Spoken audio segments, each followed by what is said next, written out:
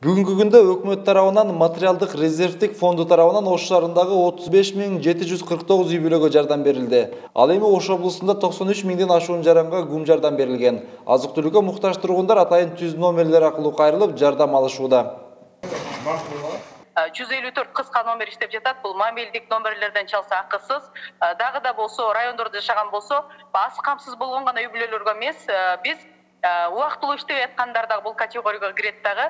Токтоосуз жардам берилет, алардын учету тургандыгы өтө маанилүү эмес. Медицина кызматкерлеринин үй бүлөлөрүнө карантиндик абалда иштеп жаткан мобилдик топтордо, анан посттордо иштеп жаткан милиция кызматкерлеринин үй бүлөлөрүнө, согуш ардагерлерине, Афган, Баткен, Чернобыль согушунун ардагерлерине жана өзгөчө кырдаалдар министрлиги менен мугалимдерге да жардамдар берилди.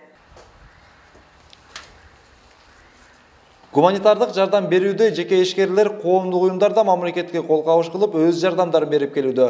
Улуттук Кызыл Ай коомунун Оштогу өкүлчүлүгү бүгүн калктын айырылуу катмарына азык-түлүк таркатты. Жардам алуучулардын тизмесин жергиликтүү бийликтин сунушу менен такталган.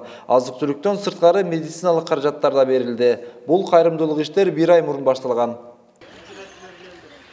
Буга чейин ушу 1 ай мурун Ош шаарындагы жалгыз бой карыяларга жардам берилген.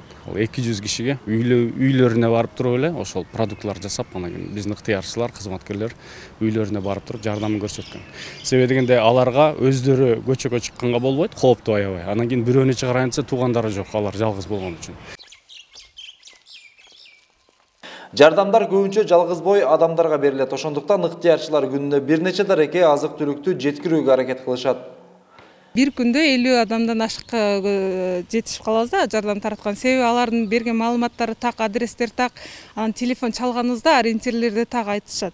Кээ бир учурларда бизде болду, кечээ эле 7 адамга жетишкенге үлгүрдүк. Себеби аларды маалыматтарды так жетпей калган учурда. Анан биз качан чалганда ошо телефон албай калган учурларда ушинтип издегенге туура келип калат.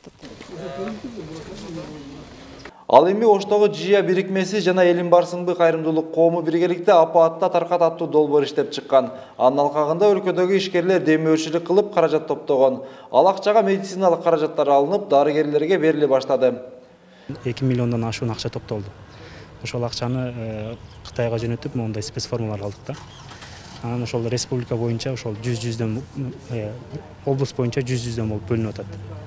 Ошол бүгүн Ошко келди. Ошол Ошко тапшырдык буюрса.